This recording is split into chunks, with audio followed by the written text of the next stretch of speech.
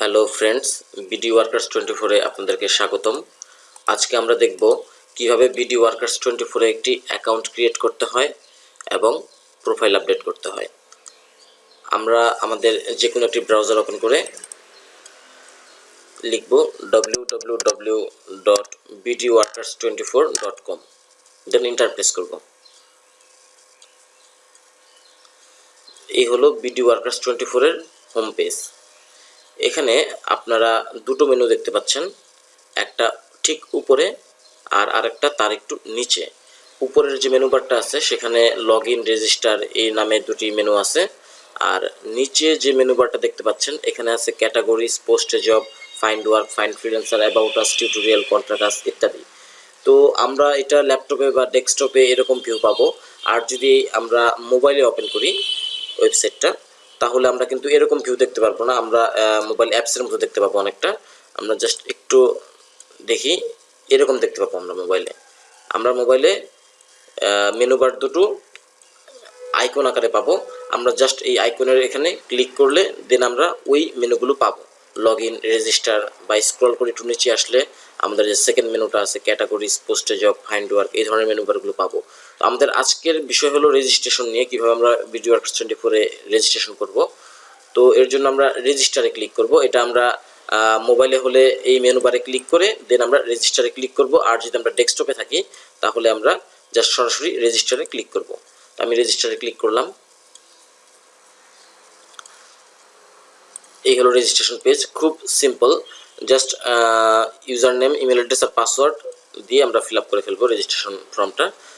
এখানে আমরা একটা ইউজার নেম দিব। আমি আমার ইউজার নেম দিচ্ছি চঞ্চল 124। আপনারা আপনাদের ইউজার নেম এখানে দিবেন। ইমেল অ্যাড্রেস, আমার একটা ইমেল অ্যাড্রেস আমি এখানে দিচ্ছি।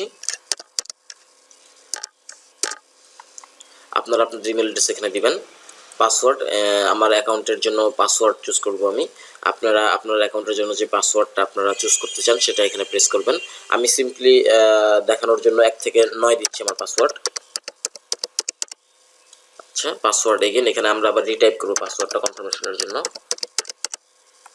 আচ্ছা, এরপর আমরা স্ক্রল করে একটু নিচে চলে আসব। এখানে লেখা আছে হোয়াট ইউ আর। এর মানে বোঝাচ্ছে যে আপনি কি হিসেবে এখানে রেজিস্ট্রেশন করতে চান, অ্যাজ এ এমপ্লয়ার হিসেবে নাকি অ্যাজ এ ফ্রিল্যান্সার হিসেবে।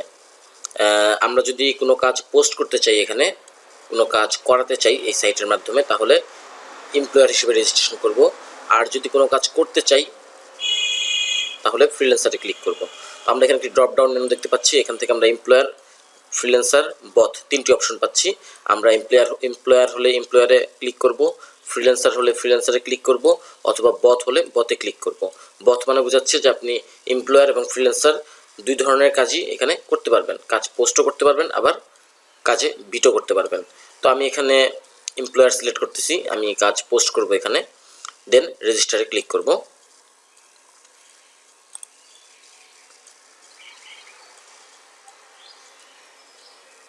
আচ্ছা, আমাদের প্রোফাইল ক্রিয়েট হয়ে গেছে বিডি ওয়ার্কার্স 24 এ। আমরা এখন আমাদের ড্যাশবোর্ডে আছি। এখানে আমরা নোটিফিকেশন দেখতে পাচ্ছি, আমরা এখান থেকে এখানে ক্লিক করে নোটিফিকেশন দেখতে পাবো। আর ড্যাশবোর্ডে এখানে একটি নোট আছে, before you accept or apply to a project you will need to provide a public email. এখানে বোঝাচ্ছে যে আপনি যদি আপনার কোনো কাজ এখানে পোস্ট করতে চান, অথবা আপনি যদি কোনো কাজে বিড করতে চান, তাহলে আপনার প্রোফাইল আপডেট করে পাবলিক ইমেল দিতে হবে।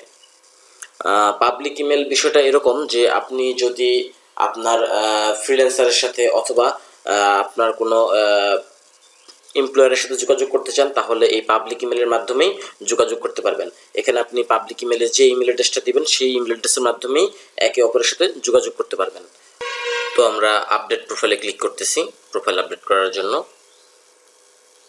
আচ্ছা, এই হলো আমাদের আপডেট প্রোফাইলের ড্যাশবোর্ড। আমরা এখানে আপডেট প্রোফাইল আপডেট করার জন্য একটি ফর্ম দেখতে পাচ্ছি। তো এখানে ফার্স্ট নেম লেখা আছে। ফার্স্ট নেম আমি যদি চাই, আপনারা যদি চান যে আপনাদের ফার্স্ট নেম এখানে দিবেন তাহলে ফার্স্ট নেম দিতে পারেন। আর এখানে নিকনেম আছে এবং ডিসপ্লে নেম আছে। বেসিক্যালি আমরা ইউজার নেম যেটা দিয়ে থাকি সেটাই আমাদের বাই ডিফল্ট নিকনেম এবং ডিসপ্লে নেম হিসেবে শো করে। আমরা পরবর্তীতে এগুলো চাইলে চেঞ্জ করতে পারবো। আমরা যদি চাই আমাদের নিকনেম চেঞ্জ করব তাহলে এখানে আমরা নিকনেম চেঞ্জ করব। আর যদি ডিসপ্লে নেম চেঞ্জ করতে চাই তাহলে এখানে আমরা আমাদের ডিসপ্লে নেম দিব। তো আমি চাচ্ছি যে আমার ডিসপ্লে নেমটা শুধু চঞ্চল থাকবে। 124টা আমরা রিমুভ করে দিচ্ছি, চঞ্চল। সিটা ক্যাপস লক করে দিচ্ছি। আচ্ছা, এখানে ডিসপ্লে নেমে আমাদের যে ভাবে নামটা দিব আমরা আমাদের প্রোফাইলে আমাদের নামটা ঠিক সেভাবেই শো করবে।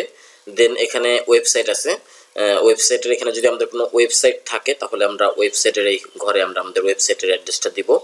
আর অ্যাবাউট মিতে আমরা আমাদের সম্পর্কে কিছু বর্ণনা দিব।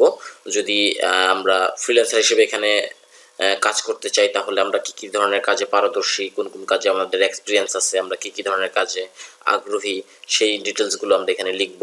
আর যদি আমরা এমপ্লয়ার হিসেবে এখানে অ্যাকাউন্ট করে থাকি তাহলে আমরা অ্যাবাউট মিতে আমাদের নিজেদের সম্পর্কে যা ইচ্ছা লিখতে পারি। এটা আপনার নিজেদের সম্পর্কে হোক বা কোনো কোম্পানির আপনার কোনো প্রতিষ্ঠানের সম্পর্কে হোক, যা কিছু ইচ্ছা আপনি লিখতে পারেন এখানে আপনার নিজের সম্পর্কে। আর এরপরে আছে হলো নিউ পাসওয়ার্ড। যদি আমরা পাসওয়ার্ড চেঞ্জ করতে চাই তাহলে আমরা নিউ পাসওয়ার্ডের এখানে আমরা পাসওয়ার্ড দিব অ্যান্ড ওই পাসওয়ার্ডটা আবার রিটাইপ করব পাসওয়ার্ড এগেনের এই ঘরে। যদি আমরা পাসওয়ার্ড চেঞ্জ করতে চাই, আর যদি পাসওয়ার্ড চেঞ্জ না করতে চাই, আগের পাসওয়ার্ড যদি রাখতে চাই তাহলে আমরা এখানে কোনো কিছু দিব না, ব্ল্যাঙ্ক রাখবো। তো আমি বেসিক্যালি পাসওয়ার্ডটা চেঞ্জ করতে চাচ্ছি না, তাই আমরা এটা ব্ল্যাঙ্ক রেখে নিচে চলে যাচ্ছি। আচ্ছা, এটা হলো অ্যাভাটার। অ্যাভাটার মানে হলো প্রোফাইল পিকচার। আমরা বাই ডিফল্ট অ্যাভাটার দেখতে পাচ্ছি, আমাদের প্রোফাইলের অ্যাভাটার বা প্রোফাইল পিকচার দেখতে পাচ্ছি।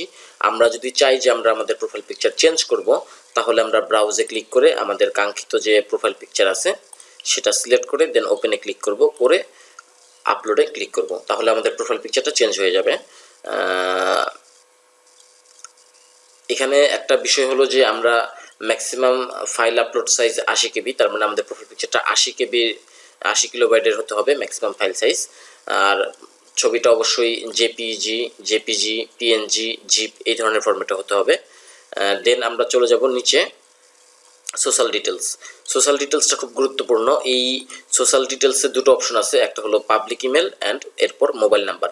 এই দুটো কম্পালসারি, আর এরপর নিচে যেগুলো আছে যে সোশ্যাল ডিটেলসগুলো আছে এগুলো অপশনাল। তার মানে আমরা পাবলিক ইমেল এবং মোবাইল নাম্বার এই দুটো ঘর ফিল আপ করবো। আমরা যদি আমাদের পাবলিক ইমেল না দিই তাহলে আমরা আমাদের কোনো কাজ করতে পারবো না, যেটা আমরা একটু আগে দেখলাম।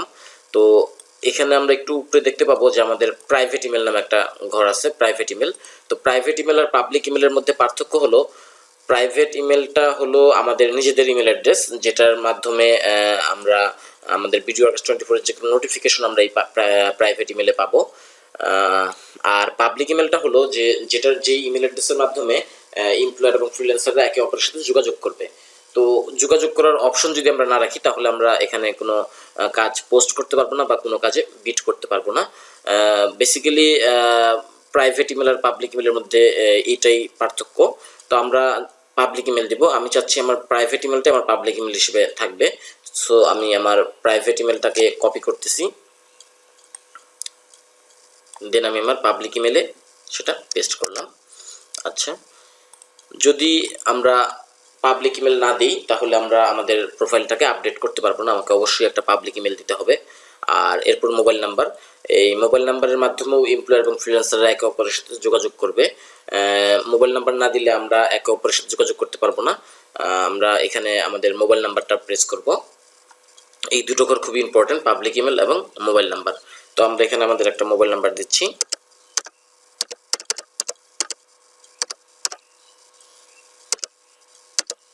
আচ্ছা, দেন আমরা একটু স্ক্রল করে নিচে চলে আসি। আচ্ছা, এখানে নিচে দেখতে পাচ্ছি আমাদের অ্যাডিশনাল ডিটেলস নামে একটা অপশন আছে। অ্যাডিশনাল ডিটেলস দ্বারা বোঝাচ্ছে আমাদের অন্যান্য যে ডিটেলস ইনফরমেশনগুলো আছে সেগুলো আমরা এখানে ফিল আপ করতে পারবো। এখানে দেখতে পাচ্ছি লোকেশন দেওয়া আছে, আমরা আমাদের এখানে লোকেশনটা দিব। আমরা আমাদের জেলার নাম এখানে দেব বেসিক্যালি।